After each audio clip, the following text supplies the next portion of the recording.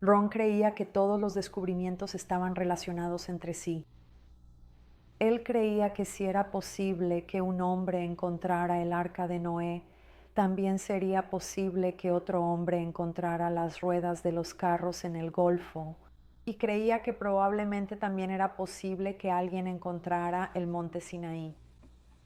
Pero decía que era humanamente imposible que un solo hombre encontrara todas esas cosas, especialmente en un periodo de unos 3 años. Así que él creía que todos eran igualmente importantes, pero sí creía que el Arca de la Alianza era la máxima gloria de Dios, el mensaje final. Eso lo unía todo.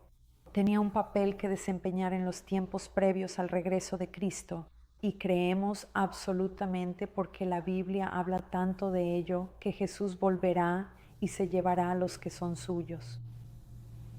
Y el Arca de la Alianza no es solo una reliquia sagrada como mucha gente piensa. Al leer la Biblia, uno aprende que Dios dijo, que me hagan un santuario para que yo habite entre ellos. Es un tema muy sencillo, pero es muy difícil de hablar porque la mayoría de la gente no lo entiende. Piensan en el sistema del santuario como algo que pertenece al Antiguo Testamento. Pero la Biblia es un solo libro, un solo autor. Jesucristo, el Espíritu Santo, inspiró a estos escritores y es una sola historia de principio a fin. En el libro de Hebreos se nos dice que el santuario en la tierra era un modelo del santuario en el cielo. Y no soy muy bueno citando las escrituras, pero en los Salmos dice, tu camino, oh Dios, está en el santuario. Y Ron creía que era una imagen de la obra de Cristo en la tierra, que todos los sacrificios en el santuario representaban el tipo cuando Jesús moriría y su sangre tomaría el lugar de todos aquellos a los que simbolizaba. El arca de la alianza solo se usaba una vez al año y eso era en el día de la expiación. Había 2 machos cabríos. Uno era escogido para ser el macho cabrío para el Señor. Ese macho cabrío era sacrificado.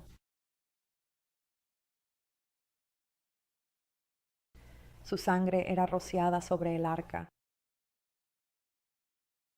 Y luego la sangre transfería todos los pecados a la cabeza del sumo sacerdote, los pecados del pueblo que se habían transferido al santuario, y después eran colocados sobre la cabeza del macho cabrío expiatorio. Y ese macho cabrío era llevado lejos. Y cada año, cuando la gente confesaba sus pecados sobre la cabeza de corderitos y cabritos, sus pecados volvían a entrar en el santuario. Esto sucedía año tras año y luego eran eliminados. Pero eso simbolizaba el momento, creemos, en que todos los pecados que han sido confesados a lo largo de los siglos serán removidos del santuario celestial por la virtud de la sangre de Cristo. Y por eso su sangre tenía que ser puesta sobre el propiciatorio. Y así fue.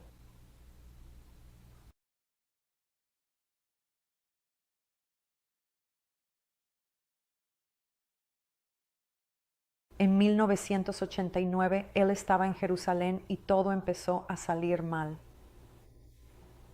Estaba intentando trabajar en el sistema de cuevas, estaba tratando de encontrar una entrada por donde pudiera sacar todos los objetos. Y alguien apareció de la nada. Él no se sentía cómodo trabajando frente a ellos. El ventilador que hacía circular el aire ahí abajo se rompió. Todo estaba saliendo mal y él se sentía muy desanimado. Y en ese entonces nosotros no lo hacíamos. En el 89 no solías llamar de Israel a Tennessee o de Tennessee a Israel muy seguido. Y una noche me llamó y pude notar que estaba muy decaído. Y me dijo, creo que lo he arruinado. Sabes, quiero decir, no lo sé, debo haber hecho algo mal porque Dios no me ha, ya sabes, ayudado esta vez. Y fue entonces cuando creo que al día siguiente tuvo un visitante en el jardín. Y cuando regresó de ese viaje era una persona diferente. No quiero contar esa historia. Creo que solo Ron puede contarla. Estábamos teniendo esta reunión durante su tiempo de preguntas y respuestas. Entonces alguien pregunta, ¿acampas cuando haces estas cosas de arqueología? Y yo dije, hermano, soy un veterano de la guerra de Corea. Ya tuve todo el acampar que alguna vez quise experimentar. Me quedo en un hotel barato y ya sabes, voy y vengo. Alguien más pregunta, bueno, ¿cuándo eres?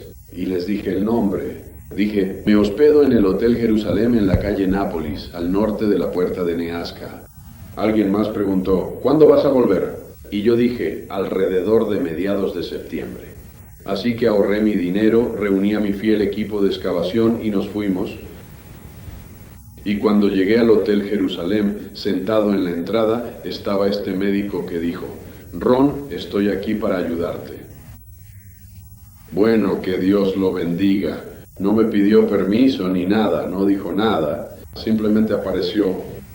Bueno, eso hace que sea poco probable que le dé la combinación de la bóveda, si sabes a lo que me refiero. Y de todos modos, estaba convencido de que uno de mis tantos errores tontos había sido demasiado y que Dios ya no podía usarme. Así que había enviado a este tipo allí para que yo no pudiera trabajar en el Arca de la Alianza. Y él habría tenido que compartir mis experiencias para saber lo devastador que fue eso. Mira, sé que no soy digno. Y pensé, está bien, finalmente cometiste un error y ya no tienes oportunidad. Dije una pequeña oración. Dije, Señor, lo siento. Si hay algo en lo que pueda ayudar a quien tú quieras que termine el trabajo, solo házmelo saber y haré lo que pueda. Bueno, no podía trabajar en el Arca de la Alianza con ese tipo cerca. Así que nos ofrecimos como voluntarios para limpiar el jardín. En la parte de atrás había como 100 años de basura y otras cosas que simplemente se habían tirado ahí a lo largo de los años. Así que sacamos de ahí como 20 camiones grandes llenos de basura. Y hacía calor ese septiembre, un calor sofocante, y me había puesto algo ligero para que corriera un poco de aire. Y el ventilador se descompuso. Bueno, sumado al resto de mis desgracias, eso ya era casi demasiado, ¿sabes? ¿Recuerdas la historia de Jonás y su calabacera? En ese momento podía entenderlo perfectamente. De todos modos les dije a los demás, miren, busquen una sombra donde puedan y coman su almuerzo, que yo intentaré arreglar el ventilador. Así que simplemente me senté. ¿Alguno de ustedes ha estado en el jardín T? Bien, ¿saben dónde está la pequeña capilla a la vuelta de la esquina? Yo estaba sentado justo en el suelo, frente a esa capilla. Y saben que hay un tramo de escalones que suben a una acera y que sale hacia la acera principal. De todos modos, me senté allí a trabajar en ese ventilador, ni siquiera me molesté en desenchufarlo.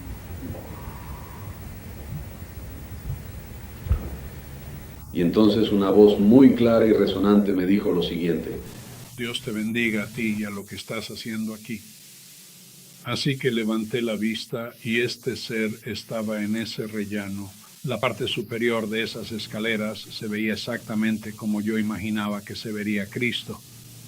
Y la vestimenta que llevaba puesta no era exactamente como las túnicas que usamos hoy, pero se parecía más a eso que a cualquier otra cosa que hubiera visto. Así que le dije, ¿es usted de por aquí, señor? Y él dijo que no. Y le dije, bueno, entonces usted es un turista. Y él dijo que no. Y pensé, bueno, obviamente no quiere hablar conmigo. No sabía qué más decir. Y entonces él dijo, estoy de camino desde Sudáfrica hacia la Nueva Jerusalén. Bueno, eso ciertamente eliminó de inmediato muchas posibilidades y demostró que era un ser celestial. Y yo simplemente me quedé sentado allí sin decir nada. Y él me miró, simplemente continuó mirándome. Él dijo, Dios te bendiga a ti y a lo que estás haciendo aquí. Estaba en la parte superior de esas escaleras y caminó de regreso por ese pequeño sendero corto. Tomó la derecha en ese gran pino y se dirigió hacia la puerta principal. Bueno, este doctor de entre todas las personas era el único que estaba al alcance del oído. Y él estaba bajo unos arbustos en la sombra comiendo su almuerzo y de repente dijo: Ron, ¿crees que hemos estado hablando con un ángel? Y en ese momento recuerdo que me dije a mí mismo: bueno, esto es lo mínimo que se puede esperar. Así que trabajé con un gran entusiasmo durante todo el resto de ese día. Cuando salimos del jardín de la tumba, les pregunté a las señoras que estaban allí: ¿qué piensan de ese hombre alto, vestido con ropas judías antiguas? Me miraron un poco extrañadas y dijeron: no ha habido nadie aquí así hoy. Y entonces una de ellas dijo: bueno, señor Wyatt, nunca ha habido nadie aquí así. Así que en algún punto entre donde giró a la derecha pasando ese pino y antes de llegar a la oficina de la policía, él siguió su camino hacia la Nueva Jerusalén.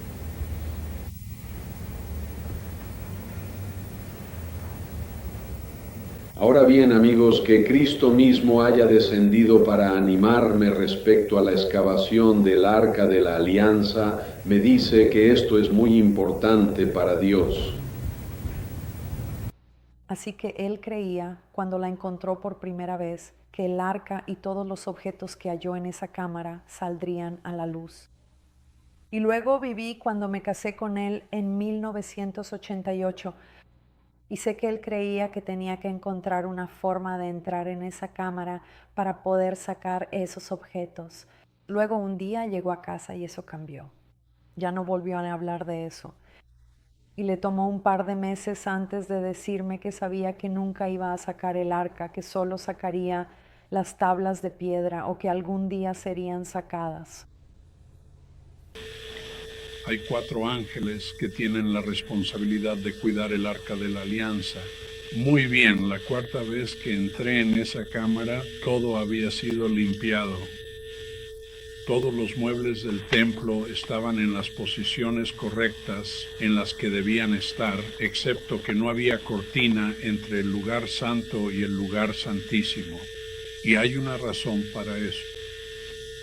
Pero de todos modos, cuando entré, había 4 ángeles de pie en la cámara y se veían igual que personas en la calle.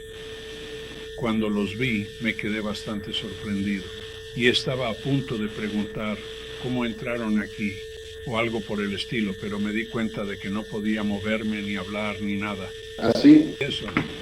Entonces uno de ellos me indicó que preparara mi cámara de video y la apuntara hacia el Arca del Pacto. Ellos se acercaron, cada uno tomó una esquina del propiciatorio, lo levantaron y dijeron: saca las tablas de piedra del Arca del Pacto. Dios quiere que todos vean eso. Así que fui y las saqué. No pude moverme hasta que él me dijo que hiciera estas cosas. Entonces volvieron a poner la tapa o el propiciatorio en su lugar. Me quedé allí de pie con las tablas de piedra. No sabía qué hacer con ellas.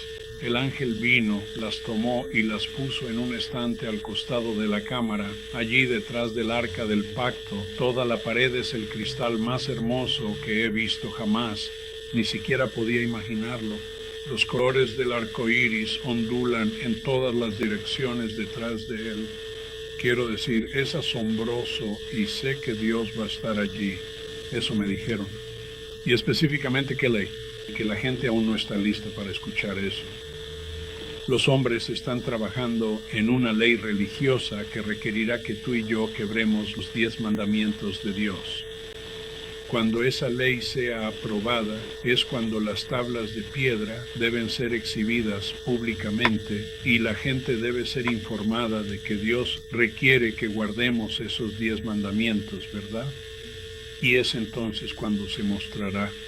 Ahora fui a mi hotel, miré por el visor, reproduje mi video para asegurarme de que lo tenía y entonces me di cuenta, ¿dónde voy a guardar esto? ¿Sabes dónde puedo guardarlo? Estarás seguro. Así que lo tomé y volví a la cámara y murmuré algo, quise decir que no sabía dónde podía guardar esto de forma segura. El ángel lo tomó y lo colocó sobre las tablas de piedra, así que no tengo acceso al video de eso hasta que ellos estén listos. Cada vez que estoy aquí vengo y reviso, amigos, para ver si puedo hacerlo bien. Sospecho firmemente que estas leyes probablemente ya están formuladas. Así que ahora tienes acceso a esa área sin tener que pasar por el lado de la excavación.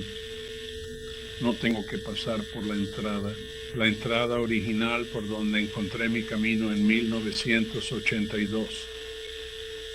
Y la habitación originalmente tenía un espacio muy limitado en el techo, así que había muchos escombros justo cuando la encontré por primera vez. Ni siquiera habría entrado en la cámara. ¿Has oído hablar del pequeño árabe que me estaba ayudando? Todo el mundo ha oído hablar de ello, si no has mantenido tu mano. Está bien, este joven, soy un tipo de tamaño bastante bueno. Tú, hay gente aquí que es más grande, pero algunas de estas cámaras tenían pequeñas entradas y entonces yo hacía un agujero lo suficientemente grande para que él pudiera entrar, se arrastraba dentro, le daba la luz y él la iluminaba en las esquinas, en el piso y en el techo. Metía la cabeza y decidía si quería hacer un agujero lo suficientemente grande para que yo pudiera entrar. Y así, en este caso en particular, habíamos hecho un agujero lo suficientemente grande para que él pudiera entrar. Y por cierto, era la única cámara que tenía una estalactita colgando sobre el agujero de entrada. Ahora, no sé si eso era significativo o no, pero es cierto, la rompí y la tengo. Pero de todos modos, cuando él se metió ahí, yo estaba a punto de pasarle la linterna y salió disparado de ahí, totalmente aterrorizado, lo que llamarías un terror irracional. Y dijo, ¿qué hay ahí dentro? ¿Qué hay ahí dentro? No voy a volver a entrar ahí. Y le dije, bueno, ¿qué viste? Y él dijo, no vi nada, pero no voy a volver a entrar ahí. Bueno, él había estado en lugares más estrechos y todo eso, así que eso me atrajo. Si eso no era la cámara, era la dirección. Así que agrandé el agujero, me metí y estaba lleno de rocas hasta unos 45 centímetros de un sellador rugoso similar a este. Entonces empecé a mirar entre las rocas, grietas y hendiduras y vi 3 lugares donde se reflejaba oro y estaba nivelado. Estaban los 3 a la misma distancia de donde yo estaba. Así que empecé a sacar estas rocas y a ponerlas a un lado. Terminé con algunas detrás de mis hombros, sosteniéndolas para que no se movieran. Resultó que era la mesa de los panes de la proposición. Y bueno, lo que encontré fue que habían puesto los muebles allí, los habían cubierto con pieles de animales, luego con tablas de madera y después cubrieron todo eso con piedras hasta unos 45 centímetros del techo. El primer día que lo conocí, habló sobre el Arca de la Alianza y habló de ella hasta el día en que murió. Sé que pensó en ella todos los días de su vida. Un día me desperté y él estaba sentado en la cama mirándome y me dijo, ¿recuerdas lo que acabas de soñar? Y le dije, no, era temprano en la mañana. Y él dijo, estabas soñando y estabas hablando. Y esto es exactamente lo que me dijo. Dijo que estabas usando tu voz de video. Se burlaba de mí por eso, porque tengo un acento sureño muy marcado y cuando grababa videos intentaba que no se notara tanto. Y dijo, dijiste, este es el primer ángel y este es el segundo ángel. Y dijo que murmuraste algunas otras cosas y dijo, pero estabas en la cueva grabando el Arca de la Alianza en video. Y yo no recordaba nada, pero al parecer él se quedó despierto al menos 1 hora más viéndome, esperando que me despertara para poder preguntarme. Toda su vida giraba en torno a eso. ¿Y cómo puede ser eso? Bueno, es porque no tenía interés en nada más que en el trabajo que creía que Dios le había encomendado. No veía televisión, excepto caricaturas. Veía caricaturas porque decía que no le metían nada en su computadora, como le gustaba llamarla. Ron nunca pudo presentar ninguna evidencia del Arca de la Alianza a nadie. Y sí, lo intentó. Pero lo que les decía a las personas, lo decía en sus reuniones, lo decía cada vez que hablaba con alguien. Como él decía, Dios nos ha dado suficiente evidencia para mostrarte que esta es el Arca de Noé, que este es el cruce del Mar Rojo y dónde ocurrió, que este es el monte Sinaí, que esta es Sodoma y Gomorra y que estas son las verdaderas bolas de azufre que llovieron sobre la ciudad. Pero aún así no puedo mostrarte esto, y solo te pido que escuches lo que tengo que decir, luego observes y esperes. Así que no le molestaba si la gente no le creía. Él decía que una persona de corazón honesto que no lo cree, decía, no tengo problema con ellos porque no han visto nada, pero les pedí que reservaran su juicio hasta un momento en el que pudieran ver alguna evidencia. Hay un restaurante turco en Spring Hill donde vivimos y me enteré de que este restaurante iba a cerrar. Así que fuimos el último día y yo ya conocía a esas personas y la niña que solía atendernos, que ya estaba en el último año de la universidad, estaba allí y me dice, oh, eres tú. Y vino y me dio un abrazo y no la había visto en varios años. Y ahora tenía un bebé y tenía esposo. Y le hace una señal a su esposo y le dice, esta es la señora de la que te hablé.